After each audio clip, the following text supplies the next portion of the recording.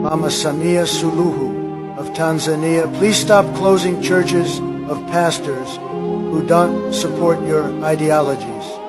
Everyone. Guys, Tanzania is getting hot. Tanzania is getting hot. Yesterday, during the election, they came out on the street to protest against the president.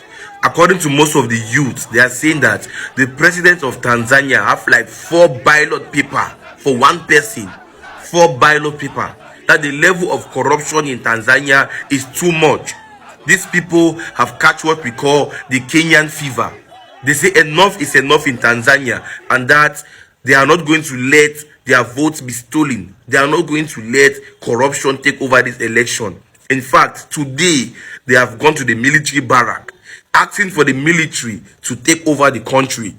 These people are begging their military to take over the country because they see that civilian rule is no longer favoring them. Tanzania, Oboso, Viva Tanzania, Viva Africa. Let's keep going, guys. Let's keep going. We, the Gen Z, must change this country by fire, by force. We must change this continent by fire. Guys, so breaking news. The election in Tanzania has been concluded, and this woman, their former president, has been declared the winner of the election. And also BBC recorded that at least 500 people has lost their life. At least 500 people has lost their life in the protest. Guys, that's Africa for you. So that's Africa for you. No matter how you try, these our leaders, they can never resign. No matter how you want them to resign, they will never resign. Have you seen any African leader that stepped down? Any African leader that just say, okay, oh, because people are protesting, because people are dying, let me step down. No, they will not step down. They would rather you die because they don't care. They don't care about you. They don't even need you. They don't care about you. That's why I tell people, that's why you see it's very difficult for we in Nigeria to protest. Because before you go out, someone will say, hey, you remember your mother, hey, remember your father, remember this, remember that, remember the country does not value you. Understand? So to the people, to the life of people that has gone now, RIP to them. And our condolences go to the family. But then what's the point in protesting? What's the point in dying when you cannot achieve what you die for? You understand? So that is the most painful part of it. You will die and nothing will happen. People will go and nothing will happen. You understand? So just Africa is messed up. Like we are messed up. We are fucked. We are messed up, guys. Over 500 people. The stupidity that runs African leadership is the feeling that without these leaders being in positions of power, their countries are insecure. There is no security you bring by rigging an election, like Samia Suluhu of Tanzania, what she has done, and then rushing to be announced the winner and to be coronated as the president. There is nothing secure about you doing that, grabbing leadership by force, taking it from the people you believe they desire and need you. The African leadership is controlled by people who are greed for power, and their only desire is to keep on being leaders. Not that they are needed, but they sell the narrative that we need them for the security and for the safety and the union of the country. No, we don't need you. Others can lead better than you. Guys, over 700 Tanzanians have been killed so far. And today is the 4th day of the protest. They say they are not giving up until the president administration step down. And do you know the most heartbreaking part? People were on the street protesting. People were crying. Many people are in critical condition. And these people were declaring her, the president of Tanzania, the winner, handing over the certificate of return to her. I think it's high time for our Africans to stand up, to rise against this dictator. We are talking about Tanzania today. We don't know which other African country, because it's obvious that in general, African leaders has a problem. That quest for power has made them lose the sense of humanity.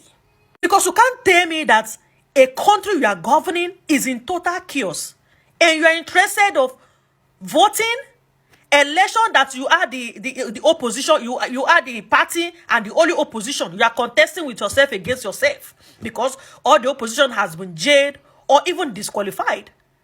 What does she want? What? You want to rule a country that is in total chaos? A country where there's unrest?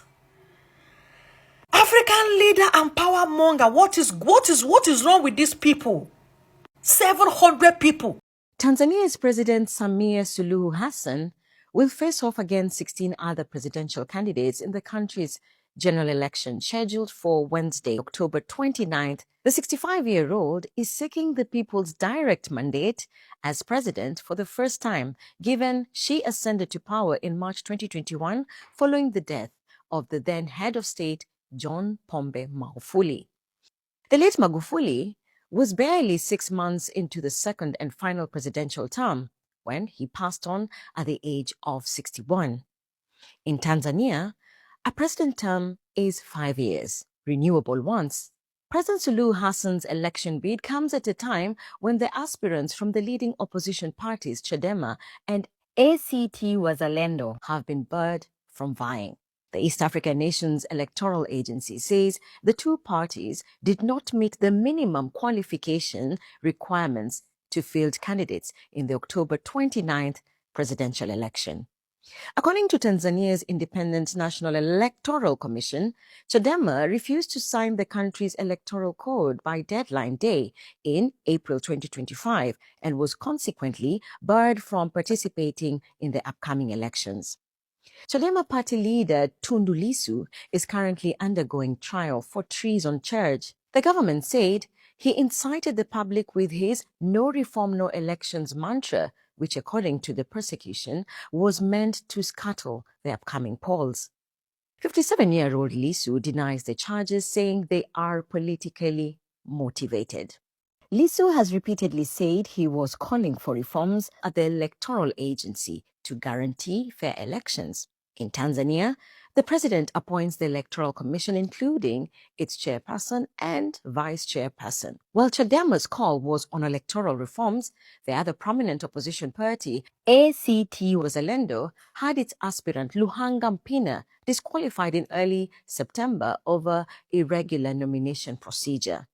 Mpina's candidature was rejected after Tanzania's Registrar of Political Parties ruled that ACT Wazalendo violated its rules by awarding Mpina the presidential ticket after nomination deadline. At the same time, the political party's registrar said Mpina had not been a member of ACT Wazalendo for a minimum of 7 months to lawfully qualify for nomination as its candidate.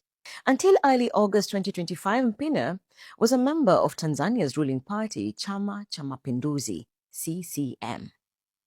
The 50-year-old Mpina, who is a former government minister, defected to ACT Wazalendo after leaving CCM. With Lissu and Mpina excluded from the upcoming presidential race, President Suluhu will now face off against 16 candidates, many of them from the smaller political parties by representation.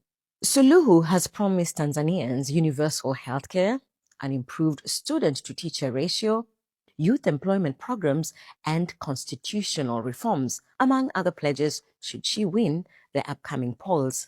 The president's running mate is CCM's former Secretary General Emmanuel Nchimbi. Tanzania's Vice President Philip Mpango announced in May that he would retire after the current term's ends. CCM party has been in power since Tanzania attained independence from Britain in 1961.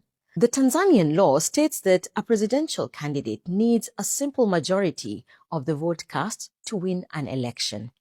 More than 37 million Tanzanians have registered to vote in the October 29th general election.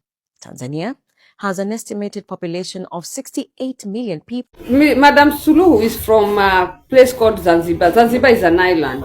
Remember Zanzibar it's part of Tanzania because that place is it's not a big place, so it doesn't qualify in international bodies what to be called a country.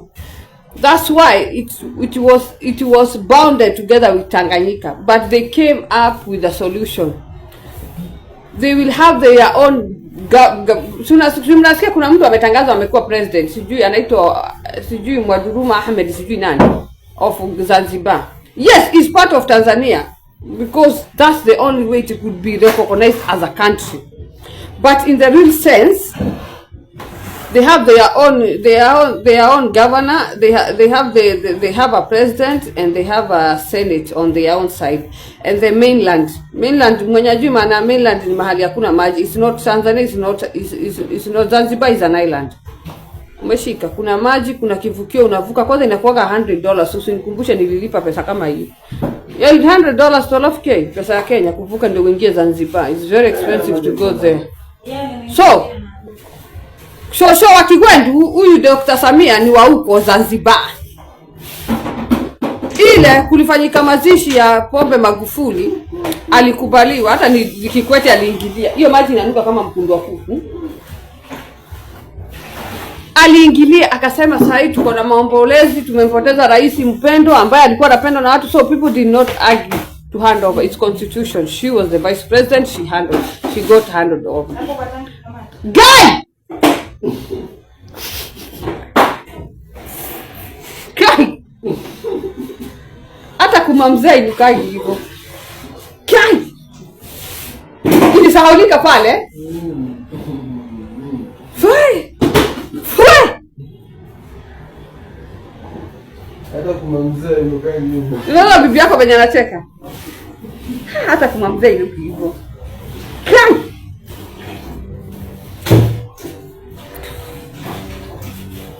Hata sewage ya Kanjo haijawahi nuka hivyo. Hiyo maji imekaa miaka miwili hapo. Siku mbili.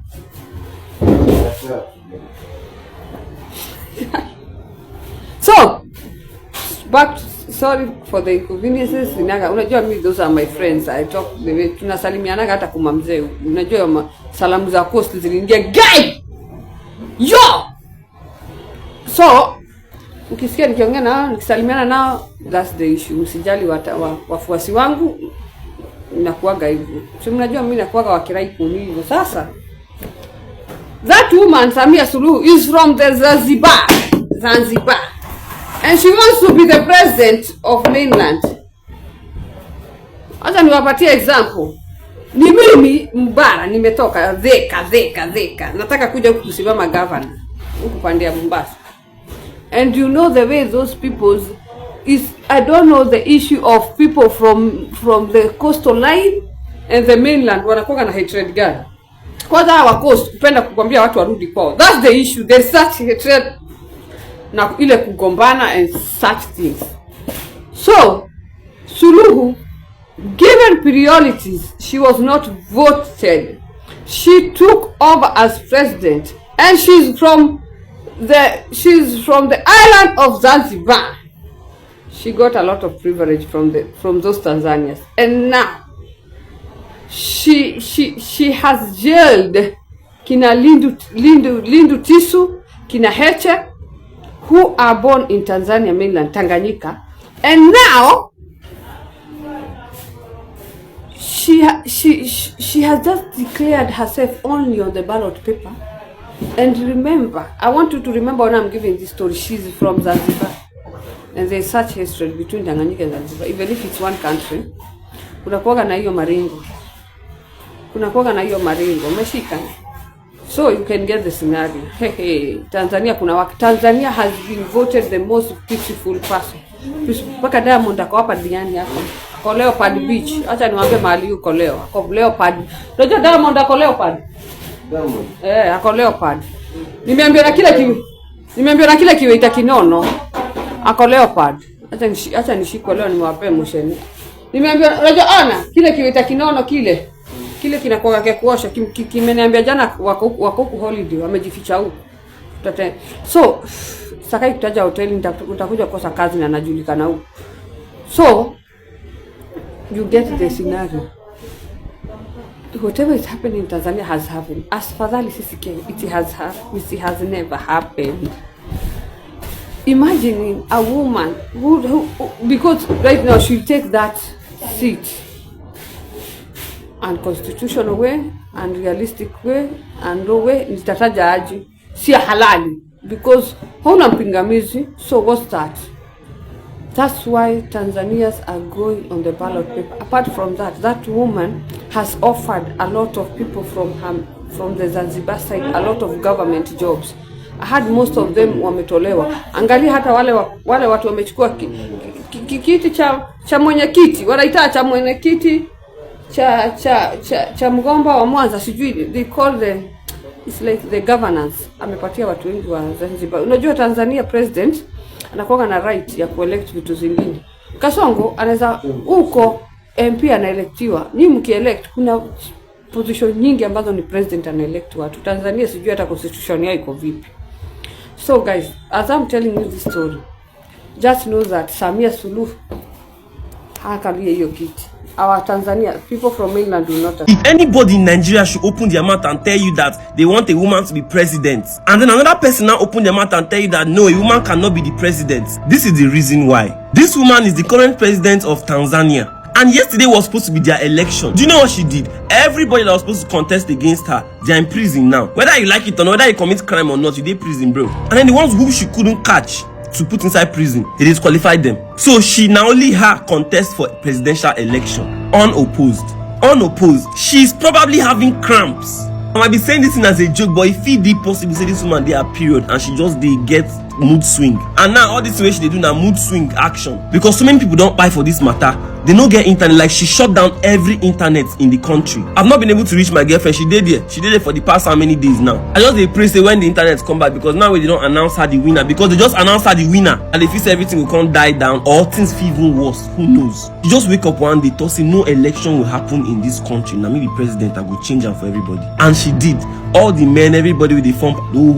I just pray make Tinubu no get this kind of idea, because if it happen anyway, me I dey talk like so I go fit do anything. You go protest now, they go carry kala come outside, blast your head. And so just go join headsmen. If Tinubu win, just go join headsmen, because at that point we're all malu. Anyway, where are you from? I'm from Tanzania. What about one thing in America that you don't like? Maybe that it's maybe different than Tanzania that you just don't like. You're like, oh, this is dumb. Just hate on hate crime, bro. Like I see like a whole bunch of people kill each other for some colors. A whole bunch of people would just discriminate. Like, bro, I don't give a what color you are. I don't give a who you are. Back in Africa, we don't do that. In America, you guys hate each other a lot. What Samia Suluhu is doing today in Tanzania is what Paul Kagame has been doing in Rwanda for a very long time. It is what Isaiah Afwerki in Eritrea has been doing for a very long time. It is what the president of Djibouti has actually been doing for a very long time. What we saw in Tanzania yesterday was not an election. It was just a facade to try and fool the international community that Tanzania is actually holding elections, you know. Because at the end of the day, if you look at the common denominator between these countries, you'll realize that in Rwanda, in Tanzania, even in Uganda, sometimes the main opposition candidates are usually shut out of the elections. They're usually suspended for some very petty reasons, and this leaves a situation in which it is only the ruling candidate who will at times compete against like 10, 12 people with small parties that do not really have any impact. Do you think Tanzania exists, or it is just put on a map of East Africa? No, it does not exist actually, but it exists in your nose. Now look at this donkey. I'm trying to stress out an important issue. He's busy talking about my nose. How does my nose come in? Is that why you speak that bullshit? My brother, you have to understand this. Tanzania is a famous country than your country. On what basis, please? Can you please emphasize? Than your country. Even me, I don't know any address from your country, from Uganda. I even don't know. You man, what are you trying to say? And what you have to understand it is, we speak Swahili. We sing our song in Swahili, but it's going far. Hey, you speak Swahili.